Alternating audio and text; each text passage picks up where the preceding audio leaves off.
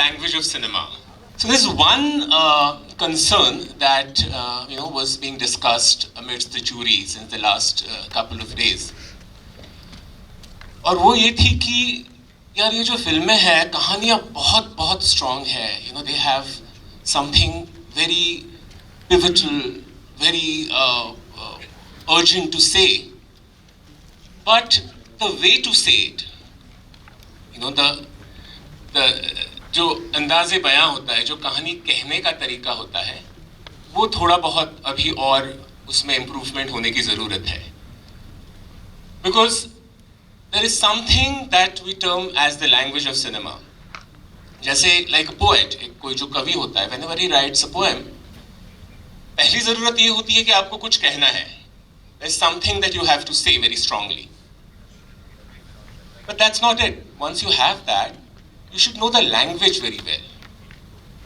कारण जोपर्यंत तुम्हाला भाषेने ते समर्थपणे मांडता येत नाही तोपर्यंत ते लोकांपर्यंत पोहोचणार कसं? So the second requirement is to find the correct language to say what you want to say. Cinema also has its own language, its own vocabulary. And what are the words of this language? What are the letters of the alphabet? Cinematography and sound design and editing and acting, all these things form the language of cinema. The filmmaker is communicating to you through these words, through these letters of the alphabet. तो जो dialogue बोला जाता है, जो संवाद असतो, that is not the only thing that is communicating to you. That is one part of the dialogue. But the entire frame, through the lighting, through the production design, through the costume, through the background music, through the sound design, the filmmaker is trying to communicate to you. So today, with our respected panel, we are going to explore the language of cinema, try and understand it a little bit. एक चीज़ यहाँ पे disclaimer ये देना होगा कि all of us are, in the process of understanding it and developing it. There is no मतलब काळ्या दगडावरची रेष अशी काही नाही आहे. There is no ultimate truth over here. The discussion is surely for academic purposes. None of us claim that we are the ultimate authorities on anything. So all of us are learning this together, and this is an important step of that process. We'll start with you, Murli sir. हम कहते हैं कि cinema की एक visual language होता है. एक script है which comes to you, and Murli sir has been associated with diverse films like the thrillers of Shri Ram Raghavan, like Johnny Gaddar or Ek Hasina Thi, and the comedies of Rajkumar Hirani like Lage Raho Munna Bhai or Three Idiots. So how is the process of developing the visual language of a film? When it comes to you, what is the process that you adopt in consultation with the director? We are all, except him, called technicians, So this is something which I have often spoken about on stage. Like when I go to a set, I don't go to a set with a set of screwdrivers and spanners. I go with a thinking head to a set, So technician is a word which has always irritated me because I'm trying to create art. I work in an art form called cinema, where I believe visual has a huge contribution into it, making that film reaching you all. So that is where a technician's contribution coming into the film. When we started discussing Johnny Gaddar very early, much before the shooting, we were thinking whether we should do a period film. So maybe we could place it in the 70s and make that film completely placed in the 70s. So that discussion went on for many months, in fact. But at some point then we realized we don't have the money to make a period film because we had a very, very low budget for the film. And it was not possible for us to make the 70s of Bombay recreated with the kind of money we had. But that discussion stayed with me during the research for myself in that film. I kept watching a lot of 70s films, 70s thrillers of that period. And something which stayed back in my mind was the way when you see a film, early early color film when you watch today, you don't see the blues and greens in that because the celluloid actually, those colors gets evaporated. And finally, what you see is red and black mostly. Most of the films have red and black. When I was watching Dawn and all that, they actually used predominantly red in that film in song sequences and all that. There was, I remember one song sequence, everything is red. You know, the floor is red, the ceiling is red, the stage is red, and people wearing black jackets and all that. It had a very impactful presence on the screen. So I thought, let me borrow these elements which are period from there and make a contemporary film, like borrow these elements. So I decided to use a lot of red in my film. This was never discussed with the director or in that actually. It actually grew, it kind of evolved as we were shooting that film. So whenever, and it took a long time for us to shoot the film because of financial constraints, and the film got stopped at some point, and we thought it'll never be made and all that. So every time we discuss something, I would bring in this red into the thing with the production designer and the assistants. I would say, let's get this. So a lot of the places I ended up using red and black as the main color scheme of the film. And finally, when the film got edited, I realized, oh, this has worked in some way, you know, and some of the critics also wrote about it and all that. So now why I'm saying that these are, when I talk about cinematography, or even sound design or editing for that matter, I don't think these are things which are separate cubicles where film is being made. And it's not even done by a cinematographer or an editor or a sound designer actually. When I read a script, for example, when it starts like night, the girl is sleeping on the bed, you can see her through the light filtering through the window.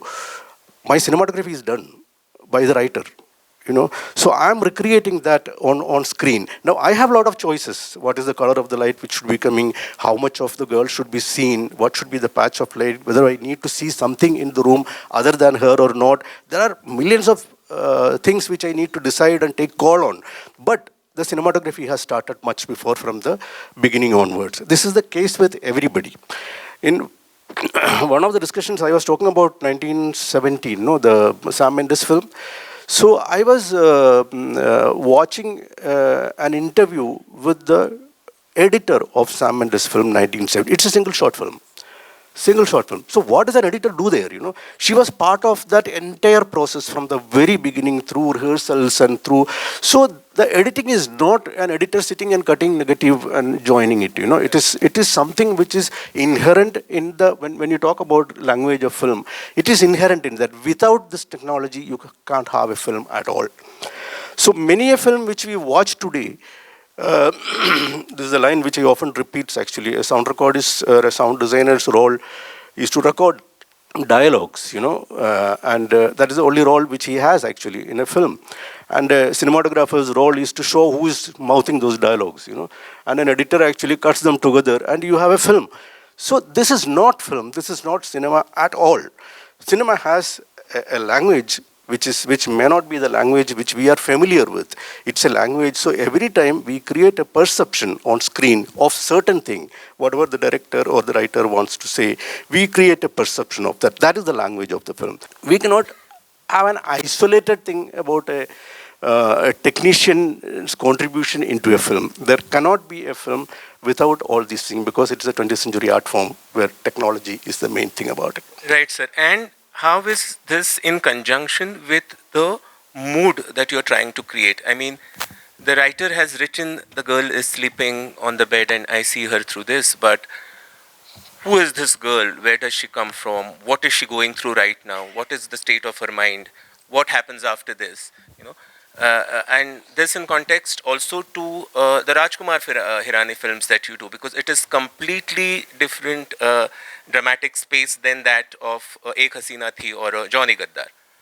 So, yeah, this is again coming from the coverage aspect of film, you know. When we have a problem with our filmmaking. This is the filmmaking in India actually came from theatre. So everything was borrowed from theater. The writers came from theater, the actors came from theater, the music came from theater. So the language of cinema, even today when I watch film, you see two actors talking to each other, and then the camera cuts to other side. One actor turns around and walks towards the camera and talks. Who does that in life? You know, you never walk away from a person whom you are talking to. Where does that come from? That comes from theater. You know, an actor walking towards the upstage, front of the stage, and mouthing a dialogue which is important, come from theater. And even in acting schools, I have heard teachers telling them, like, I mean, camera is your audience, you know, so perform for that. So somewhere we never got the grasp of cinema as a medium coming into that at all. So when you talk about the mood coming, so let me tell you a story. Like a long time back, before Lageroha Munnabai started, Raju called me up one day. I was driving actually, so he said, there is a film which is happening, so I want you to do it, and I'll just brief what it is. So I said, let me park the car, and I parked on the side. So in 15-20 minutes, he narrated the story to me over the phone. So I heard the story and I told him, sorry, this is something which, before that I should tell you a story. Like in one of the screenings where it was a retro kind of a thing, where all the people who connected to the film were on the stage. So there is this anchor who is a filmmaker himself. He threw a googly at me. He said, like, you work with Sriram Raghavan and Rajkumar Hirani a lot. So what is your opinion on cinema? You know, like, I mean, so this was a tough question to answer, you know, like, I can't say Rajkumar Hirani doesn't have cinema in his films, because that is the biggest filmmaker we have. So it is somewhere like, this is a conflicting thing which came to my mind. So that's where I narrated the story. I said, so when Raju narrated the story, I heard the whole story. And then I said, Raju, this, if you get all the actors down and put 3 cameras and shoot it and edit it, this film will work. It's going to be a hit. You know, it has that potential as a script itself. It's a thing. Now, my thing is, where do I stand, you know? So I have to find my role in this film. That is going to be my challenge, you know, and it's a tough thing for me, because I can't tell you that I don't have a role in your film. So this was something which, what you asked me, like, about mood and expression and all that, how do you bring it? So this is a labor, actually, you know. You sit with the script, sit with the scenes, and sit with the production designers and, you know, all kinds of people who are associated with that, my own team. And somewhere I was saying that my job is converting from word to image is my job. I get a script, or a director narrates a script to me, and I get words, you know, I get a paragraph. I get all these, you know, interesting sounding words in that which narrates a character or or a scene. Now I need to create that on the screen. So this translation, now I have to do that translation in my mind first. How do I do that? Then I translate it into technical terms, into my team, and then to my light boys and all into very physical terms. So like what needs to be done. And all these are connected one after the other, where I kind of do a thing, which probably even more difficult than a painter's job in that. He only needs to deal with his mind and, you know, the stuff which he has. Here I have to translate it every time, you know, every day, every moment, I have to translate it to people. And again, questions with the directors, I need to convince him, maybe things which I'm doing, which I have never told him. So, which I have to convince him about, like, this is what I am doing. This is very often I have this problem towards the end of the film when I get into the last coloring and all that. Because there are certain things which I had in my mind which is not explained, or couldn't explain it probably, because the words couldn't explain images very well at all. So these are the things. So at the same time, when I said I used red in Joni Gaddar, that was a decision from my mind to translate that script which I had into an image. So even when I'm talking about Raju Hirani's films, it has these things which is there here and there. May not be as obvious as a Sriram Raghavan film. Correct. May not be as obvious as a movement or a track and trolley or a kind of a movement which I have incorporated into that, but it may not be. There my emphasis go into the simplicity. The line which I forgot to tell you, that on that stage I said, I told this to Raju Hirani, and my problem was, like, if I try to, pressurize cinema into that film, that simplicity that script had, I am killing it. Correct. So I can't do that. So I need to retain that simplicity and narrate, create that image out of that. Correct. Let me tell you a small backstory of this scene. This scene was shot towards the end of, I think, 1.5 year period of filming Three Idiots. So when we came to that, this was a little expensive kind of a setup to create that set and things like that. And me and Raju had a huge fight going on, because by the end of every film creation, normally you run out of money and you start, holding your purse string. That's what happens with every film, whether there is a big budget or low budget. That's what happens. So here, when this was happening, I said we need to put up a set to do this, and they were not willing to do that because obviously the financial reasons. They said, like, we'll hire the ballroom of a hotel or somewhere, or some big hall, and set it up. Basically, finally, it's a room. It's a common room of a hostel. So let's do that. And I put my foot out. I said, no, I need a set. And I couldn't explain why I needed a set, actually, because it was very complicated for me to explain. So it went on. So Raju and me didn't speak for days, like on these fights. He kept sending me some footage of some hall and, some hotel and all that. I kept rejecting it. And all this happened. And finally, at some point, they relented and they said, okay, we'll put up a set. So the set started happening. The reason why I wanted a set was, for me, the play of light was one of the most dramatic thing which was happening in that scene. The lightning which is happening, the rain which is happening outside, that I wanted to create. I wanted to make, see, by the time in the story, if you look at it, the villain has kind of gave way. He has walked out of the film. Like he is not anymore the villain of the film. The villain of this particular scene climax is the rain and the power not being there. The baby couldn't be delivered, and all those. The atmosphere became a more powerful villain than what the villain portrayed by Bamini Hirani. So this is something which I said it has to be there. It has to be portrayed very well for the climax to work. So that was my argument on that.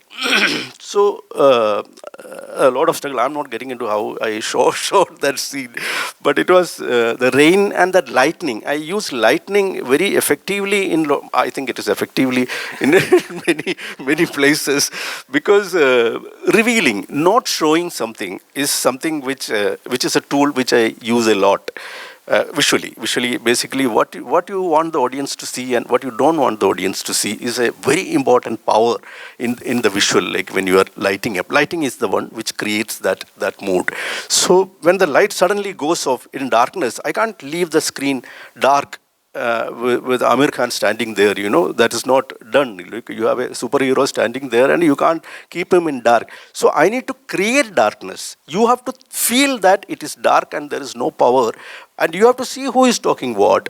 And at the same time, I have to get other things like a torchlight coming into that. And that entire scene was lit up with a couple of torches. So I have other torches with my assistants holding around. I create a torch with the extra battery, and also that it's powerful for a film to be shot in that and all that. So there were a lot of background work which go into creating an image which looks real for you.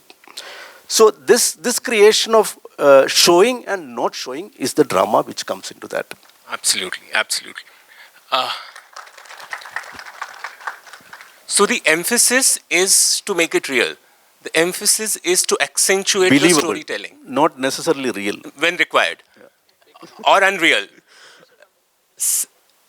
A more unobvious way of doing it is sound design, because cinematography is something still that you see. It's sound design is something where you very delicately are playing with the subconscious of the audience. You're not even seeing it, but you're creating something in their mind.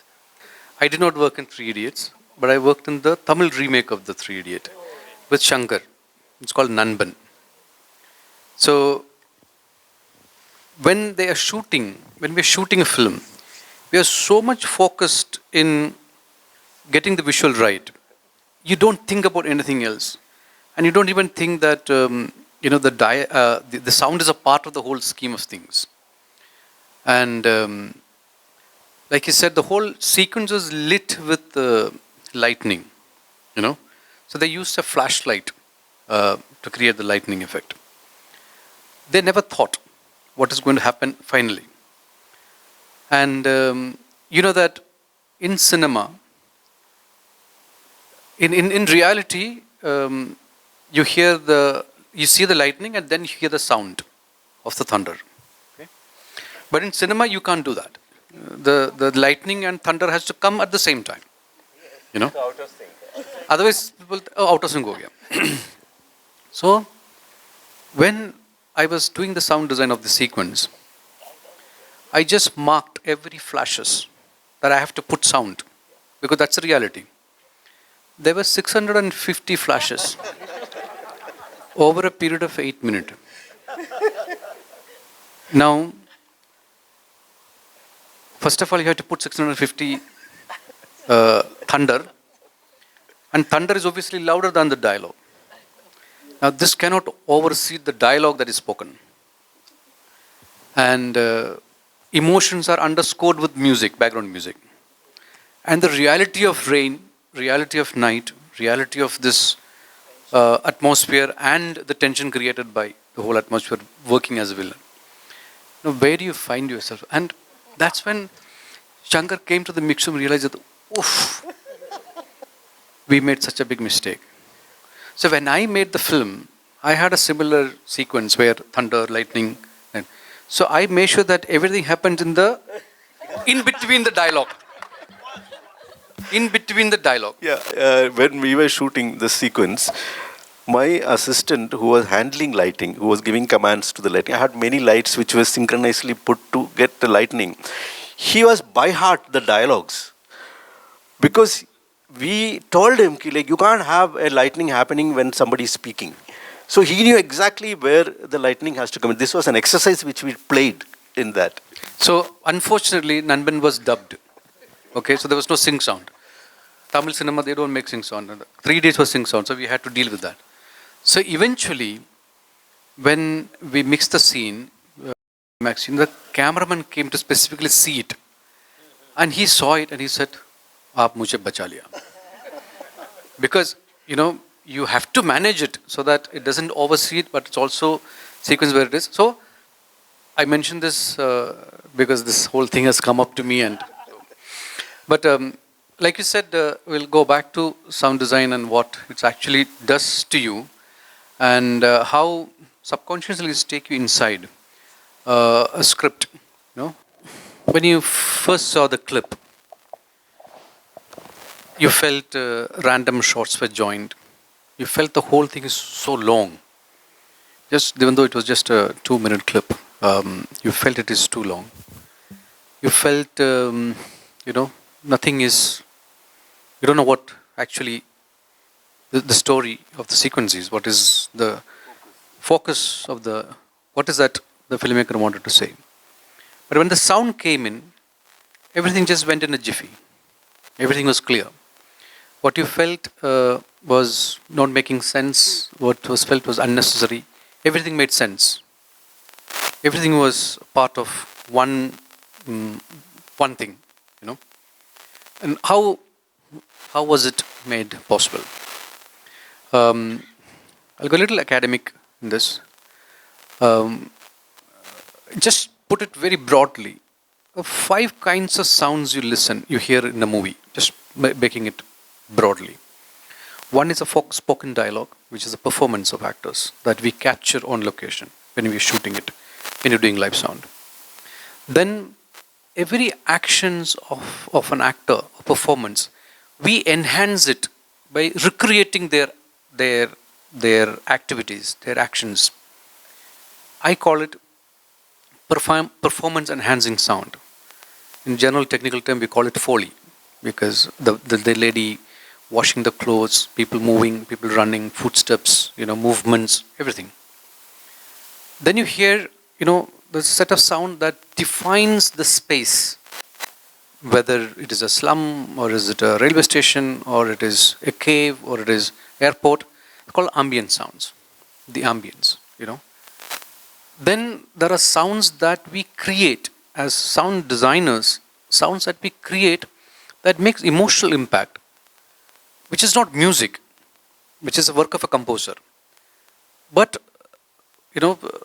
these are sounds that comes in a particular rhythm, particular movement, but it makes an emotional statement. It need not necessarily be a music played, Then a sequence that is edited is given to a composer, and he make his expression about is of that sequence, which is music, which is the background score. The problem with the background score is that it has ready emotion.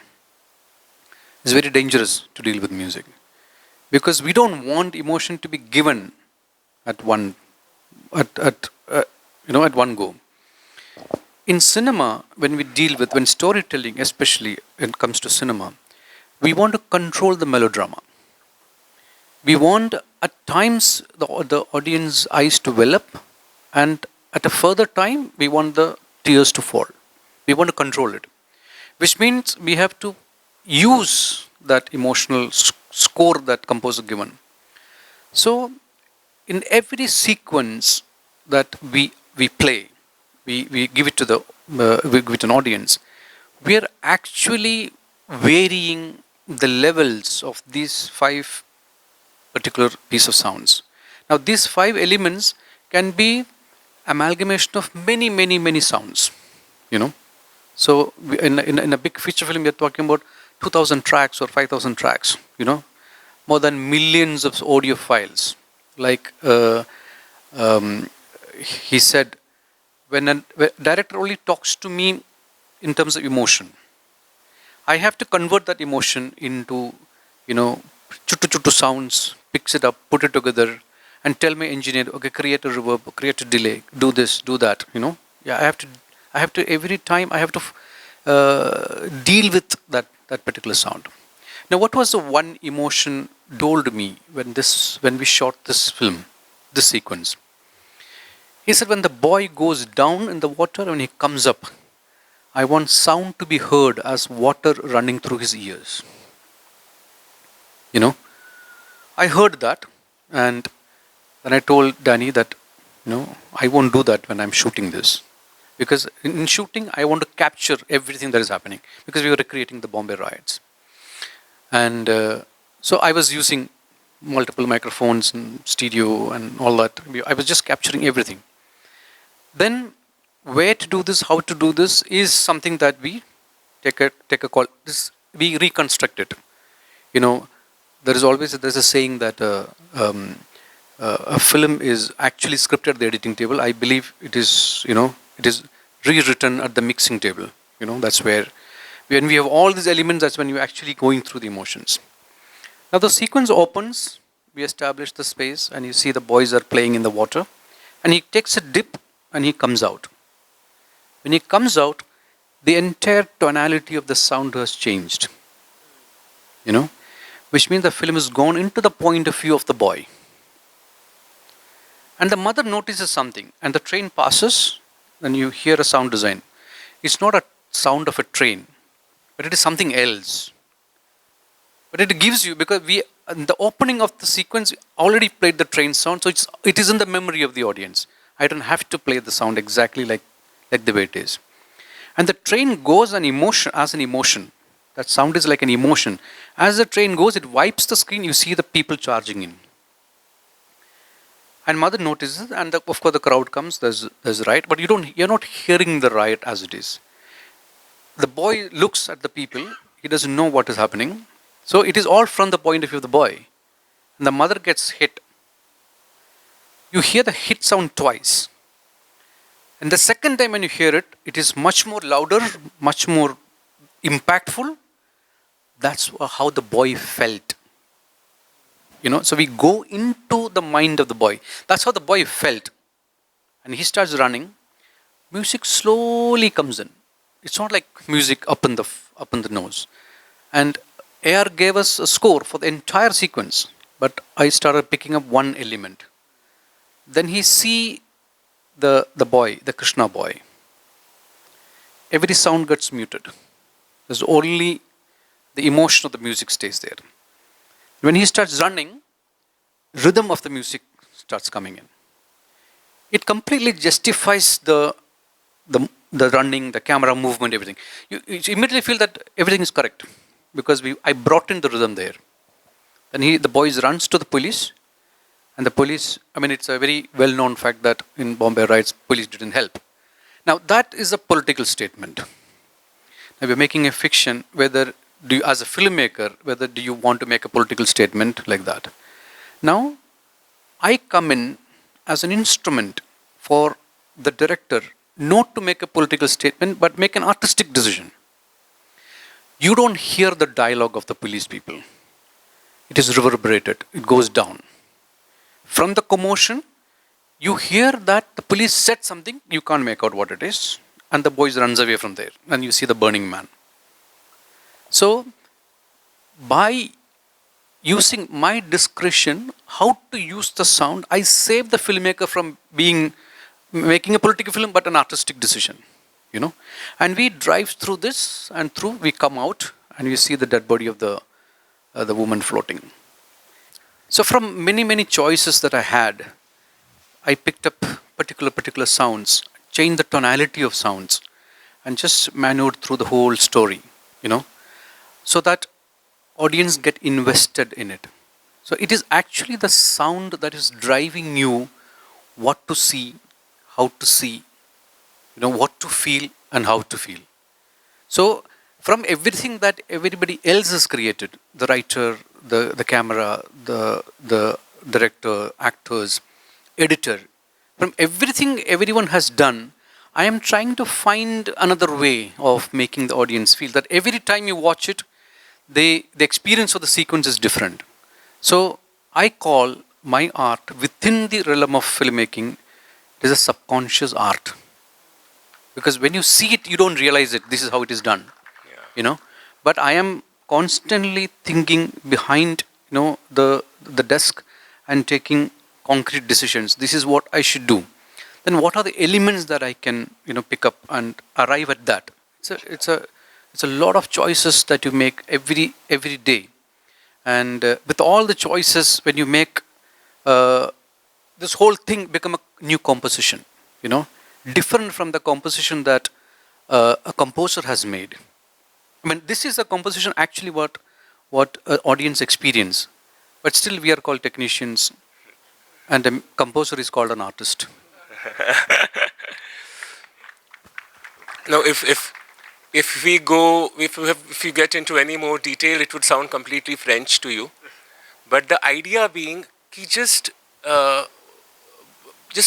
carefully look how meticulously, how delicately have emotions, perceptions been manipulated in your mind.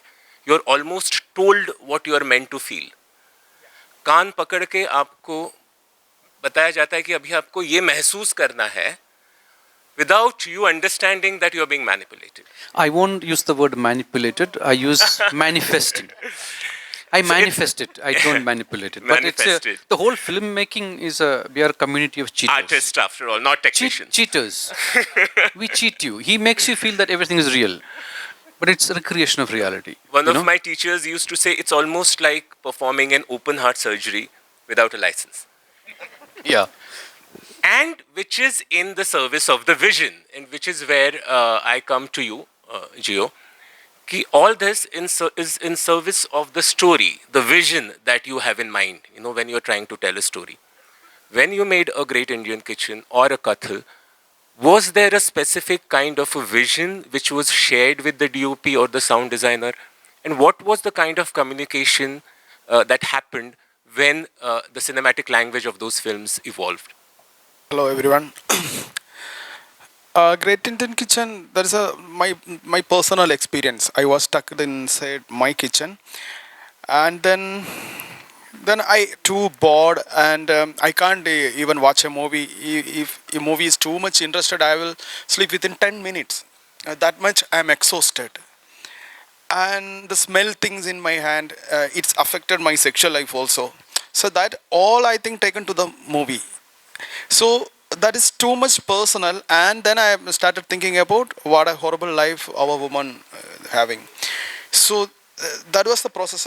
It will take almost 3 years for the initial thought to the screenplay, and there is no proper screenplay for Great Indian Kitchen. I wrote in a book, 200-page book, and each page I just point out what happening in this scene, and there is no dialogues written for Great Indian Kitchen. And very first thought come in my mind, and I called to Salu. He's my DOP, and we are we must make this movie, and Salu, we have to change something, because I have to change through my movies, and this is not a big change. And there is a movie in 80s by KG George, Adaminte Vairiyal, is almost same story. But I felt that the boringness of kitchen, the boring life. That's why I told Salu, we have to take long shots. There is no edit in between that. So how much boring we can giving to the audience, that we want. And the same time, I started discuss with my editor that we are to make this kind of movie, and they both are the part of my life. The editor, cinematographer, they are all time they are with me. So there is a special time for the discussion. The discussion is always happening with us, and that's why. And in the initial stage, we planned that we can add some music in this movie, and we started shoot. Every night we have to join the shots, and then I realized that the movie doesn't need a music. There is music inside the movie. There is a lot of sounds inside the kitchen. So and I realized that what we are conveying the boring life of a woman inside the kitchen. And it's a kind of eye-opening. The process of Great Indian Kitchen was eye-opener for me also. My life is totally changed, and my attitude changed towards my partner. So I realized that what kind of life living woman in my own house, my mother, my sister, my friends, ladies friends. So that is the reason for this movie. This is completely personal. The female protagonist, that is me. Yeah, I just converted all the things to a lady. Yeah. And then Kadal, what is Kadal? It's about homosexuality. And in 2007, I made a short film about homosexuality. At that time, I was a student. I was studying MS Cinema and Television. So I expelled from my college only because of that. Yeah. The college run by church, Christian church. So only because of I discussed homosexuality, I support homosexual people.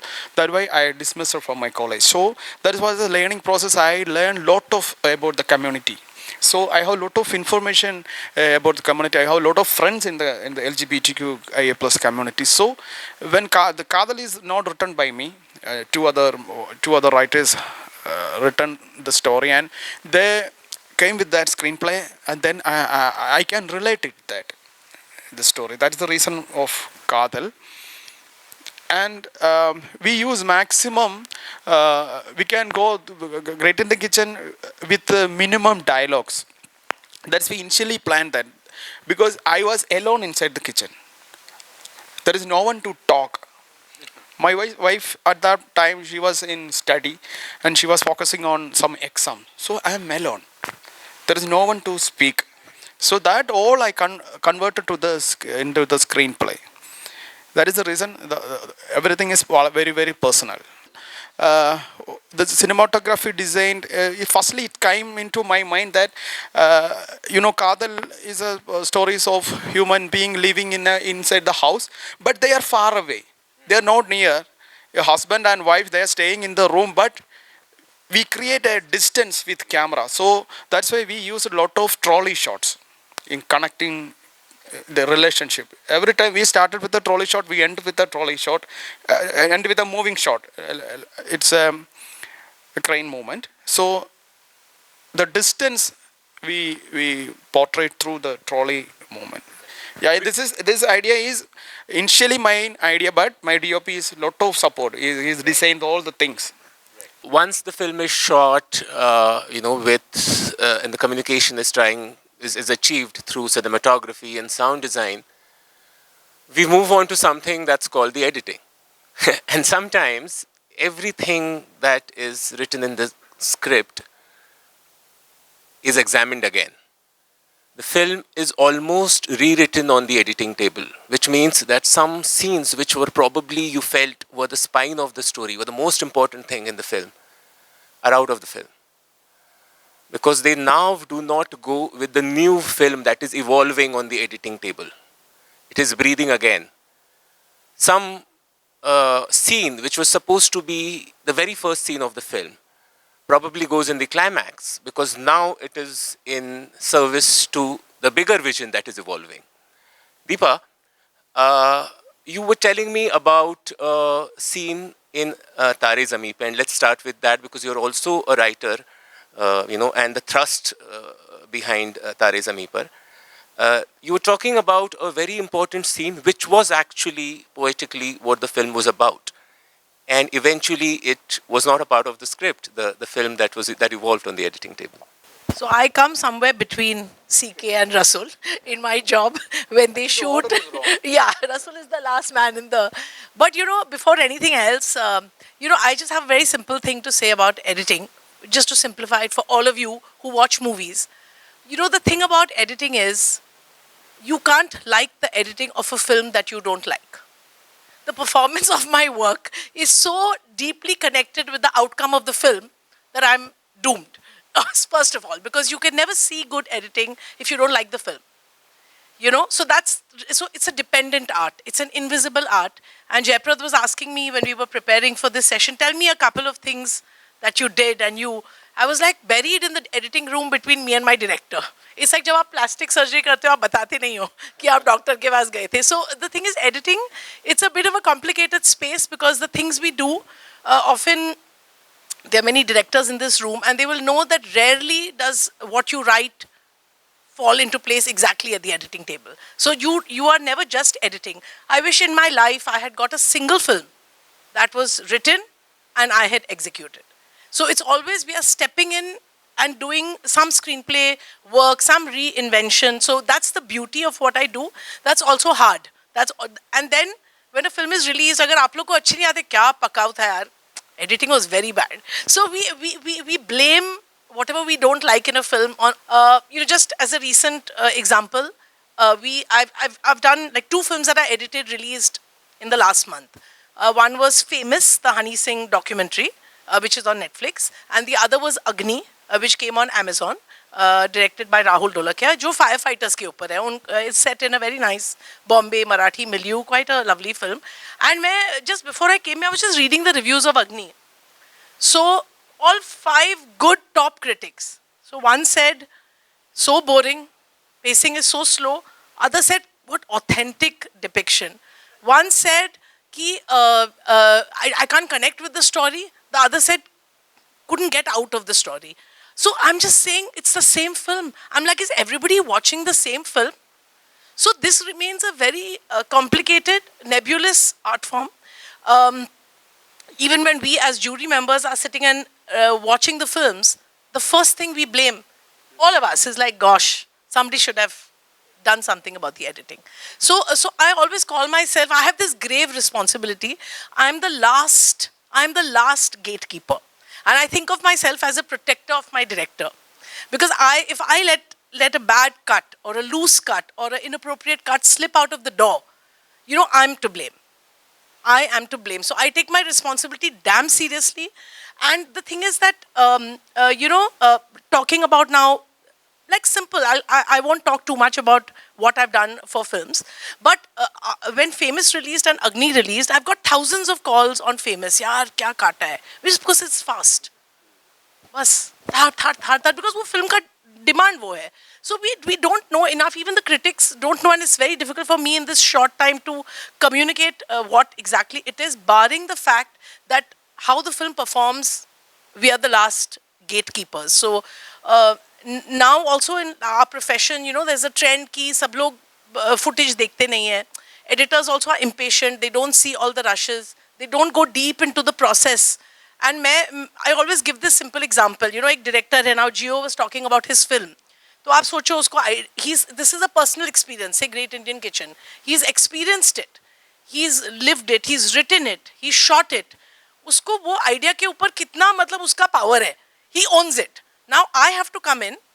I have to fight with him.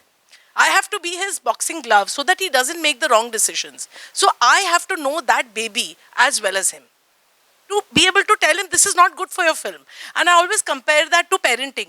Aapko bachcha hai, if your child ko aap touch karoge, you'll know yaar, temperature alag hai, he's got fever, he's warm. You know from one touch How do you know? Because you touch that baby day in and day out. So the idea is an editor should be so intimate with the material कि वो बोल सकता है कि यार बच्चे में गड़बड़ है आज. So I look at my job as a parent. You know, a parent and a compatriot to my director. Abhi director is so emotionally involved in the film and I don't blame him. I think that is where the film gets its power from. कि उसने इतना जान लगाया है. But somebody has to be there to, in the warmest, gentlest and kindest of ways, help him make the best film it can be. उसका गोल कोई great film नहीं. हम लोग, can you make that film the best it can be? And often that comes on length. So coming to Jayprad's question, Tare Zameen Par, I'm not the writer. I was just, the concept was something that I was developing and I did the research for Tare Zameen Par because Amol and I work closely with special needs children and children with differences till today. So usme the genesis of that film, I had read Kurosawa's autobiography. And usme ek incident hai. He was a very weak student in school. And he used to speak about couldn't jump the high jump. High jump hota na, aap cross karte ho. So usne book mein mention karta hai ki I could not cross it as a kid. And then an art teacher comes. And one drawing Kurosawa does and he gives him 7 stars. And he's saying that day when I went to the field, I could jump. And each time the bar kept getting raised higher and higher, but I could jump.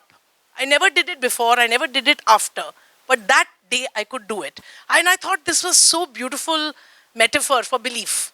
Jab aap bachon mein believe karte ho, they really can, miracles can happen, you know. So that was the root and this scene was shot in the film. But it's just that when the film got done, it was the film was called High Jump. And this scene, which was the why that film was made, had to be thrown out because it didn't work. You know, it came in the way. So it's like, it took me so long to accept that, hell, this scene has to go. And particularly for me, because I had begun that film with that, you know, so the editor and me had to really kill your darling. You know, they say cinema mein we have to kill our darlings, you know. So that was one, which is, utha ke phek diya, matlab, wo hai, shoot bhi hui, but it never came into the film. I mean, I remember other very small things. I don't want to waste time showing clips because it's very subjective. Editing, but you know, her film ka wo hum log baat kar rahe the about, like CK was talking about doing Raju's films. Now when you, one thing about editing, and all of you, whoever's making films, watching films, is that you have to become what that film needs to be. If I'm cutting a Karan Johar film, what is my target? Everyone should like it. There's a goal, because Karan Johar doesn't make a film with Shah Rukh Khan for nobody to watch it. So you have to understand what is the purpose of the film. And you must align to that understanding ki how should I maintain the aesthetic, film ka jo aesthetic hai, My Name is Khan hai. So usme aapko saga type ka story bhi chahiye, but you also don't want to dilute the storytelling. So that, in mainstream cinema, that is a tightrope. Like that happened in Kai Poche. That film was tackling a political subject. And बहुत resistance था, you know, UTV was producing it, will it go through? And first round of test screenings जब हमने किए, so everybody kept saying it's slow. And I was like, Gattu was like my director, he was like, chhod, I'm very happy with it. But my thought was that this film is beyond a film. Because अगर ये film नहीं चली, I'm using the word चली, अगर theatre में नहीं चली, तो लोग बोलेंगे political films बनाना छोड़ दो. When they need to be made. You need to be able to make films on what has happened in our country in the best possible way. So a scene which was a sequence, which was, I'm not going to waste time showing it, but it was a scene 7 or 8 of the film. And I picked it up and I put it 20 minutes into the second half. But it took the load off the first half, you know. So sometimes you just take and you change structure and it works. And then the very problem you were dealing with, ki lambi lag rahi hai, and it did so well at the box office. Because there was a responsibility there. I didn't want that film to fail.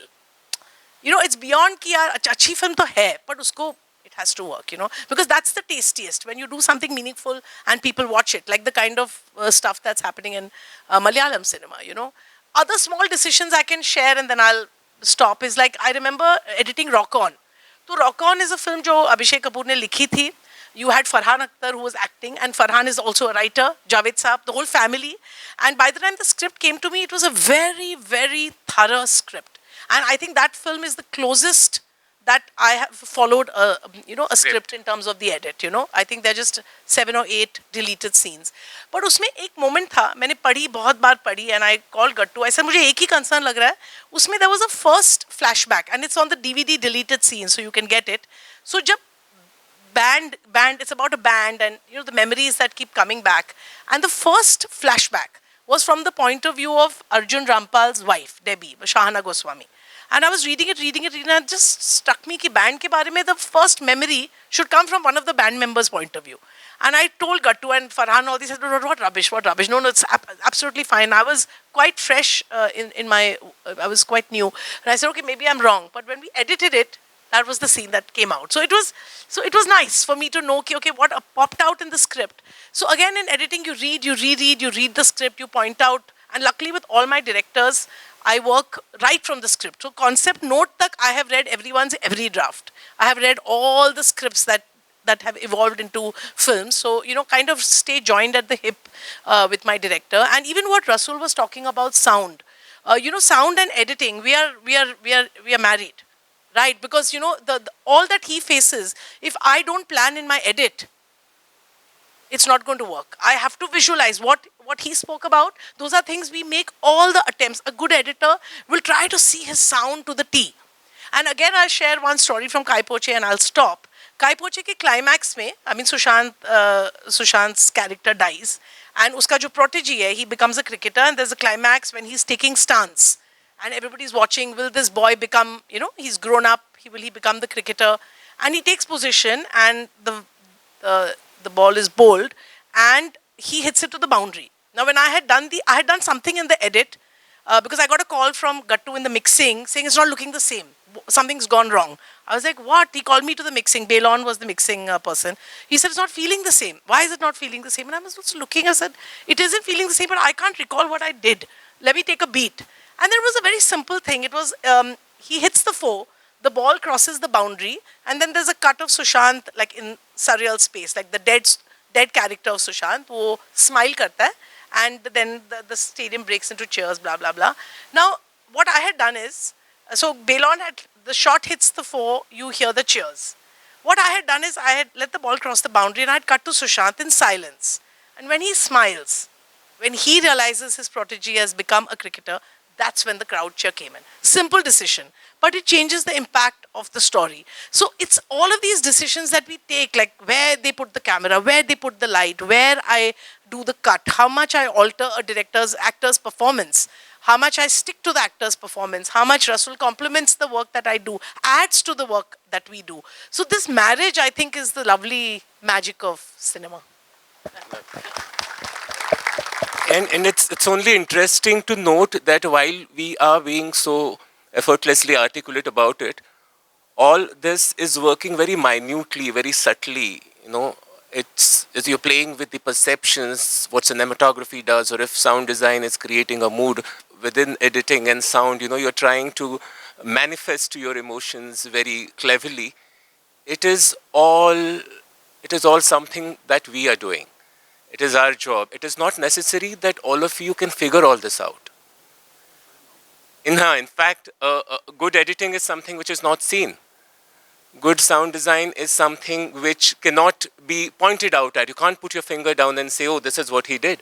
But the idea is that it gives you a feeling, it arouses something in you, which is what the story has intended to do. Murli sir has a small story about the interconnectivity of all this.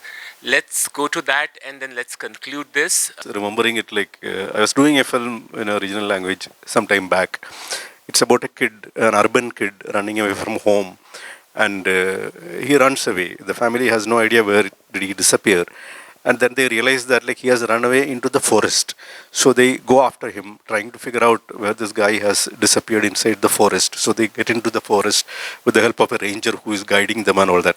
So towards the end of the story, I had an argument with the director and the writer where the second day or third day of the search for this thing, they kind of stopped the search at around 6 o'clock on a technical point. The ranger says that now you can't search anymore because it's 6 o'clock. They have a term for it. I don't remember the term now. So because of 6 o'clock, they kind of stop the story, stop the search. So I said, no mother will stop searching for a kid who has disappeared. He will be, in the night also, she will be roaming around in the jungle looking for this kid. So which for some reason they were not agreeing with me. And we were shooting that scene.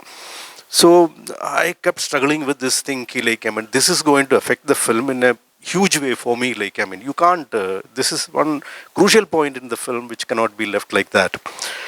So I decided in my mind, I'm going to make it dark.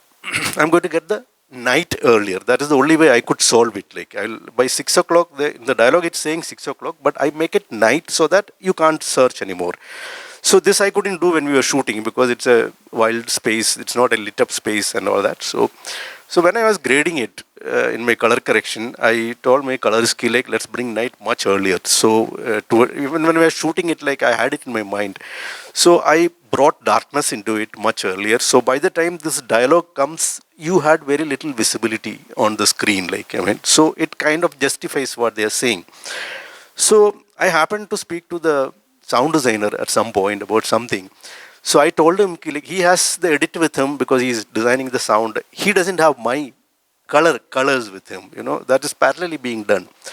So I told him this story, like I didn't like the ending because, but he is too adamant that he didn't want to change it and all that. I was cribbing about it. So I said, no, I'm bringing the night earlier. He said, no, you can't do that. I said, why? He said, the night sound is very different from day sound in a jungle. And I have worked a lot to create the night sound. It is very scary and all that. I need to bring that ambience in a huge way into that. And if you're bringing it early, how does it work? My sound is much later, after some 5 minutes, the light comes for him. So I said, then please come to the grading studio. I'll show you what I'm doing. So he came to my studio and I ran the film through him. And I told him from here onwards, I'm changing and this is where it is. He was very thankful. He said, good that we spoke to each other, So otherwise, this would have been a major mismatch in the sound design also. So why I am saying this story is the kind of interlinking, the interdisciplinary connection which has in filmmaking in every aspect for that matter. I can tell more stories about art direction and sound and production design and all that in a similar way. So filmmaking is a collaborative process of a bunch of people who are trying to tell a story. Film, at one level, it is subjective art, but it's also the most collaborative art. No, I think that's been the gist of this conversation. While it is very stimulating to understand how these different verticals work, how the different letters and words and of the cinematic language work in symphony. What is at the core, though, is what is it that you want to say. So the bigger danger that we treat with is sometimes we are so fascinated and engulfed by technology. We are playing with the camera like a toy.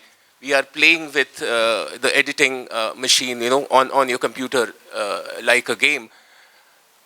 And we forget what is the story that we really want to tell. So the art of cinema is a marriage of both. It is an unforgiving marriage of both, where substance and craft go hand in hand. Thank you for being such a wonderful audience, and see you at the films.